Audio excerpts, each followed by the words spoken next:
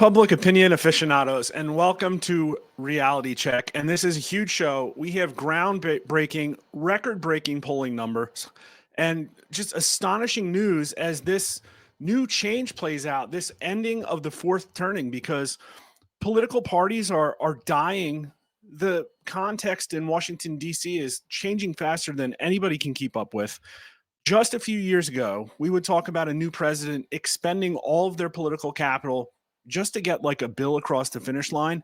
And now entire federal agencies are getting zapped and people are absolutely cheering for it. So we have a lot to cover, but the theme of this show is going to be the future of the Democrat and the Republican Party. And let me tell you, the future of those parties are playing out quite a bit different than anybody expected. But first, today is Valentine's Day. Roses are red, violets are blue. We won 7 swing states. What did you do? XO from the RNC to the DNC. This is like God tier trolling. And I'm happy to see, listen, Ronna McDaniel's RNC would not have put this up. And this is so good. I couldn't not put the trolley face on. But what we're going to do is, we're going to explore some winning first. And this is just crazy. And listen, if procreating with an adult of the opposite sex isn't your thing, there's another thing you can celebrate on Valentine's Day, and that is apparently the filing of the patent of the 1911 cult. So it's different, but it's beautiful nonetheless. There's only steel, wood, and leather, and maybe some brass in that screenshot. So really great, but the winning. The absolute winning. We've got to start with some winning. And listen, everybody can pick their own kind of winning, but these are the ones that stood out to me. And it's literally panic in DC. Panic in DC. I never thought I'd see it. I never thought it was coming. But it is crazy down there, and I can prove it. I can prove it with numbers.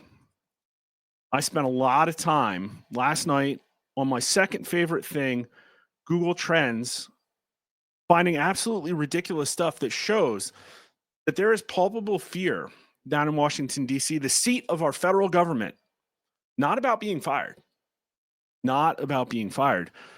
apparently about being held criminally liable. To recap, D.C. leads the nation in Google searches for refugee, asylum, immunity, and criminal defense lawyer. That's pretty interesting. Why is that? It makes no sense. Like some of these, they lead by 2 to 3x the next highest state. Here's Google searches for extradition in the United States, showing that the District of Columbia is like literally over 50% higher than Mississippi, and driving national search results up about 3x, almost 4x, just in like the last day. Why are people in Washington, D.C. searching about extradition? That really makes no sense. Here's some more terms that are up big since inauguration in D.C. Treason, paper shredder, the death penalty, and even strange ones like converting dollars. Why are searches up in Washington, D.C. for converting dollars? That's really crazy. Like, here's an example. Here's searches for the death penalty in Washington, D.C. So basically flat, meaning like baseline, like the average number of people search for that term, and they always do in D.C. And then all of a sudden, starting January 28th, the key here is January 28th. Something major happened in D.C. There was some event that we're not privy to. It was maybe everybody. There was news that dropped about how the FBI was going after people who investigated J6ers. That could be it, but I can tell you this was not coinciding with the date that Pam Bondi made her first day official actions at the DOJ about reinstating the federal death penalty. And so searches in Washington, D.C. ticked up ahead of that. And it just keeps going and going and going. Here's treason, January 28th, Washington, D.C. It just keeps going. Convert dollars. Nobody was searching that until literally January 28th. I don't know if it took a week for the inauguration to sink in.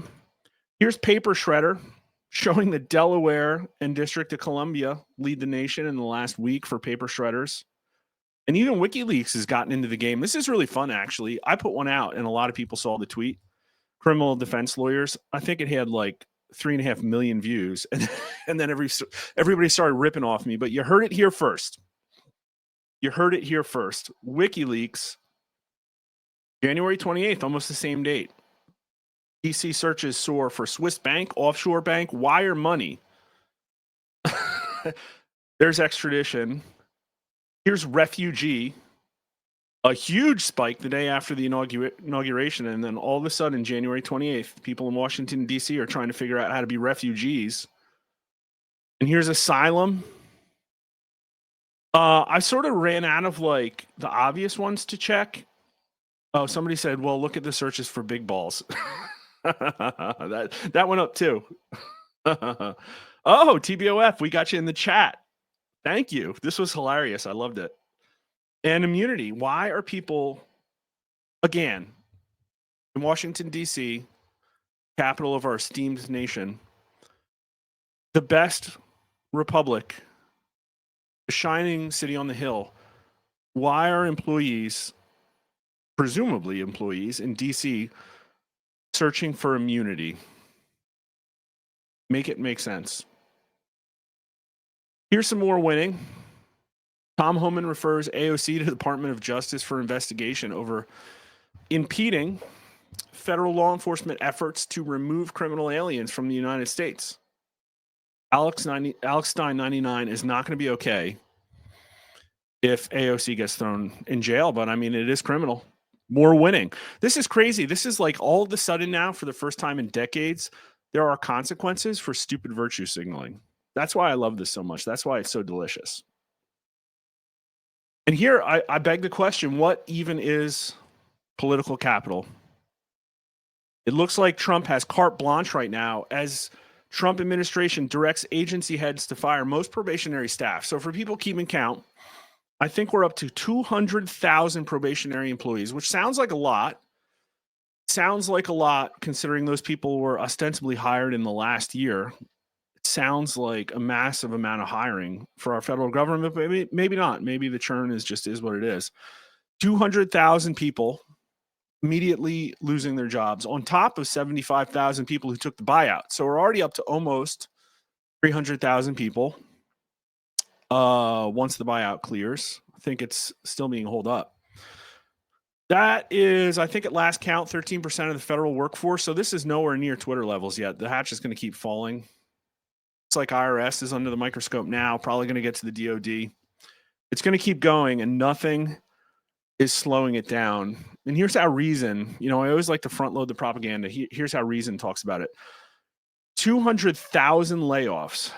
The culling within the federal government, mass layoffs have begun with most of the some 200,000 probationary employees expected to be terminating in the coming days, mostly from the Departments of Energy, Veterans Affairs, SBA, Consumer Financial Protection Bureau. This one was funny, man, because a lot of people on Reddit, and I'll do you guys a favor, and I will not go to Reddit today, I promise. But the people on Reddit hold the CFPB like apparently is the dream agency for all the petty tyrants, all the hall monitors to work at. They just love the idea of like applying whips and chains to the banks, not even understanding how in bed the banks are with our federal government after the socialization of losses after the great financial crisis. We talked about that on Wednesday night. If you haven't seen it, it's a long one, but I think people who saw it can say they got a viewpoint very different than what you would expect from inside the Beltway about illegal immigration. The Department of Education, Department of Agriculture, and ironically, the OPM. So this isn't like literally Elon's controlling the OPM with an iron fist. And he's like, yeah, what I'm doing to you guys, I'm doing to myself as well. But they seem kind of surprised by that. Probationary employees tend to be workers who have only been in their jobs for a year or under, and they have the fewest job protections, just like me. Like no matter where I go, I have the fewest job protections, probably like most of the people in the chat. And so it's kind of weird that in this kind of tumultuous economic times that anybody has job protections. And so this is kind of the way I think about that. Like, listen, I've been harsh on the people on Reddit, and apparently it's getting beneath some of their thin skins about how just the tone hostile, because a lot of them have convinced themselves that they're doing good work. They're doing it for their country. They do take a constitutional oath. And I've actually gotten DMs from people on the inside, young people that wanted a career in government that are just like confused and overwhelmed. And I believe them. I've been there. Like I've been on the other side of restructurings and I feel for you, but because you're a government worker, the calculus is different. Calculus is very, very different. And so the sympathy shaming is not going to work on me. And yeah, I can have sympathy for you individually about federal employees getting the boot. Because here's how I see it. People who stormed the beach of Normandy took an oath to defend the Constitution from enemies, foreign and domestic. They didn't want to storm the beach of Normandy, but it was their friggin' duty. And they did it, and a lot of them got a 50 cal in the face. The beaches of Omaha, Utah were stained with blood, okay? And there was a lot of trauma, a lot of human wreckage, and yet they still stormed the beach. And everybody around the world cheered for them because they did their duty to the country well. And so if you're a federal worker, not a contractor, but a federal worker, you likely took an oath to the Constitution as well. And right now, what your country asks of you is maybe you just don't have a job anymore. That's your constitutional duty. I'm sorry, but everybody has to pay their $1.05. So we're talking about the resistance, the Democrat, the Republican Party. I see my guest backstage. He's a little early. Sorry, you're going to wait as I get through some polling because I can't have the show without talking about polling. But they're trying to resist a president right now with plus 10 net approval. Make it make sense.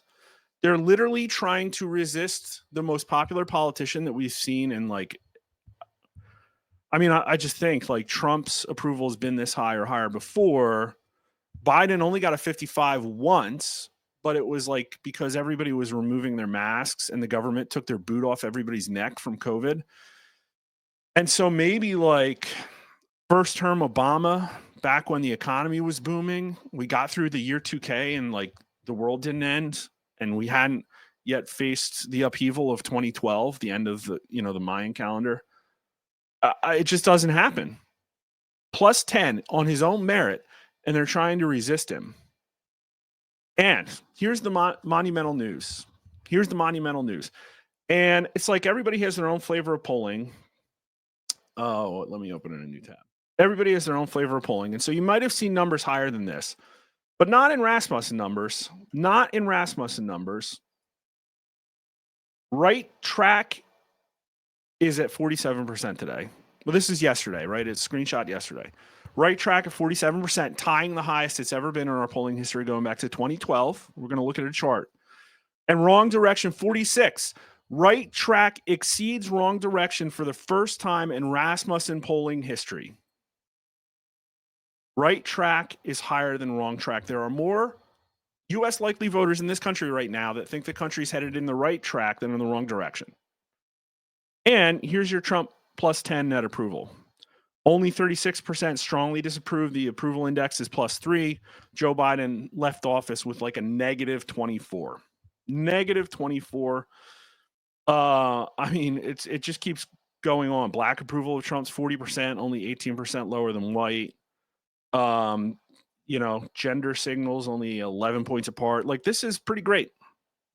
He's literally roasting all parts of the government and people are giving him carte blanche. So here's the chart. This is the tail end of Obama. It chops the first year and a half off. Then this is the entire Trump presidency, 45, the entire Biden numbers, and then up into including last week. So the red line and the blue line, red line's wrong track, blue line's right direction. Those numbers only ever touched right here once. January of 2017, they were at parity. What that means is that this blue line and this red line just crossed. The only time. Look at that chart. There were some good times. There were some bad times here. You could look at Trump's term. Here's the beginning of Biden's term right here. And here's the beginning of Trump's term. And you could see that people were not happy. Some of that was Jan 6, but some of it was the big steal also. Biden entered office with a really low right direction. And you can kind of see here that it like comes hand in hand with a populist president being elected. A lot of people think the country's going on the right direction. So it's crazy. Look at how structurally higher right direction is under Trump, 45, than it was under Biden. Biden sucked. Although, if you look at the numbers, he didn't suck as bad as Obama 2.0 here. Kind of equivalent. And so that's actually a paradox that you might not realize, but things were really bad under Obama 2.0. We got the Tea Party. It just didn't get us anywhere. It didn't get us anywhere. And a lot of that has to do with the party. Here's today's numbers. You know, it's still Trump plus 10, but right track's down a point to 46. Trump's leadership has changed. That's where we are. People are watching what's not just, oh, Trump got elected. No, they're watching his leadership, and something's different. 35% rate him excellent, another 15% good, for a combined total of friggin' 50 points. I think the highest number I remember combined excellent or good for Biden was maybe at the high 30s on national security, with maybe an excellent in the mid 20s. Like, Biden never got above a 40, I don't think. Maybe once with national security when Russia invaded Ukraine. So this is profoundly great. Only 37% say poor. And even I think you'll find the party numbers are pretty good. Democrats, 62% say poor. But what is that? 80% of Republicans say excellent or good. And 46% of independents. Is President Trump's leadership style too confrontational or cooperative or about right? Too cooperative or about right is at 53%. Too confrontational, 41. And compared to his first term, has Trump's leadership style gotten better or worse? 43% better, 37% worse, 17 about the same. And Republicans say better, 68-12. Independents are split. And only 59% of Democrats say. So the reviews are good for Trump. These numbers are out of just like the last couple of days. But as far as the party goes, we've looked at these before too. The Republican Party is viewed less favorably than Trump, 51% favorable. But in general, has President Trump been good for the Republican Party or bad for the Republican Party? 46% good, 41% bad, 8% not much difference, but 79% Republicans say good, 15% say bad. This fits with other polling we've done. Should Trump be more like, a MAGA Republican or a traditional Republican? And overwhelmingly, Republicans are happy with Trump. Almost 80% of them say the Republican Party is the party of Trump and the Make America Great Again movement. So this is just one more recent validation that Trump has changed the Republican Party for the better. They're just not going to go back to this like decades of performative losing that we've been in. Decades of like pretending that there's policy solutions and then pretending you don't have political capital. It's like, no, Trump is putting it on the line. I think he's staying lawful, but you have to admit he's playing kind of ragged, as he should, because I think he has a mandate. We talked about this before. There are no half measures here. Trump has started something that has to be finished. And when I say that, I mean that like if the current set of Democrats come back in, everything is on the table. They will pack the court. They will reinstate 300,000 federal employees with 4 years of back pay. Like they will literally do it all. And this is how bad like the Democrats are losing, is that voters are telling them they should work with Trump. They want to resist. They want to resist an extremely popular president. But their voters are saying, no mas, can't do it anymore. That he's broken them. He is fully in their heads rent-free. Is it better for the Democrat Party if Democrats try to work with Trump or oppose him in every possible way? We've seen these before, but I want to reiterate that work with Trump wins by almost 20 points, 55-36, and only 60% of Democrats say resist Trump, and independent with Trump 62-26. So this has spawned a lot of people like assessing what the hell's wrong with the Democrats. And I think part of it is they're afraid. They know things have changed and they don't want to put their neck on the line. But it's starting to be a problem. It's starting to be a problem for Democrats. Democrats lose touch with voters over Musk, Trump, and Doge. The crude and insulting attacks Democrat lawmakers have leveled at President Donald Trump and Elon Musk threaten to drive away voters who want the party to work with the new president to cut wasteful spending. This is Paul Bedard out of the Washington Examiner. Paul is, as we say in Rasmussen Reports parlance, a public opinion aficionado. So please follow the Washington Examiner. They're a really great piece. In two Rasmussen Reports surveyed, shared with Secrets, voters by a wide margin of 19 points prefer the opposition party to work with President Trump.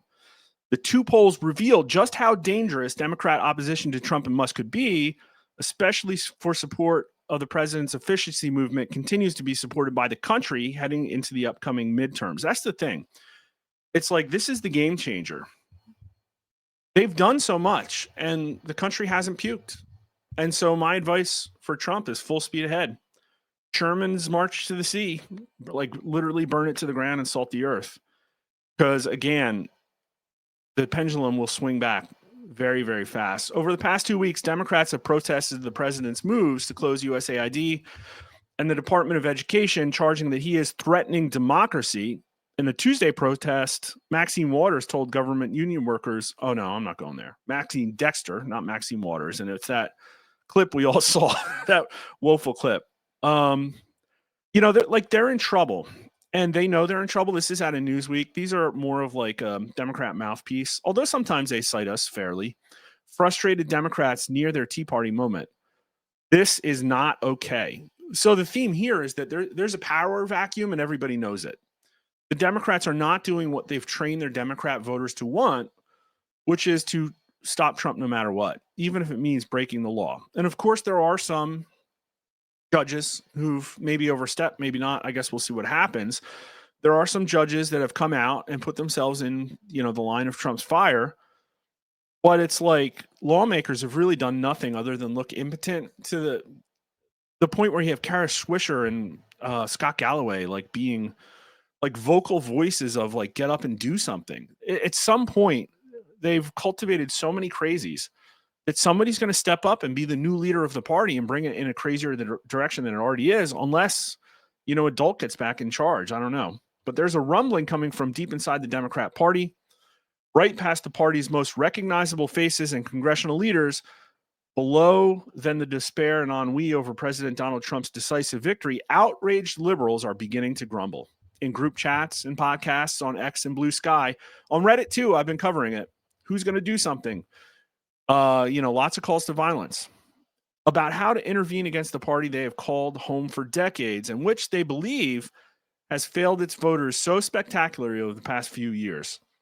Fed up with the party leadership response to Trump's swift upending of the federal bureaucracy and administrative state, Democrat voters are preparing for their own watershed moment as they chart a path to take matters into their own hands, much like conservatives did some 16 years ago when they took aim at mainstream Republicans in the wake of the global financial crisis, birthing what came known as the Tea Party movement. Here's the thing. Tea Party movement had like real grievance. Like people were definitely screwed over. And there was a lot of truth to what the Tea Party movement was trying to do, a lot of backlash to Obama's like openly socialist policies. And I don't know if that's going to happen here. Like, what's it going to look like? Like Occupy Wall Street kind of fizzled out. Are we going to see like a repeat of that led by AOC? Like, who's going to do something? They're literally left with trying to defend against cutting trillions of dollars of grift, waste, and fraud. It's untenable. If you've learned something, please follow us at RasmussenReports.com, Rasmussen_poll at Twitter. Follow us on YouTube. Please like and subscribe if you haven't already. Mark_R_Mitchell at Twitter. And thanks for watching.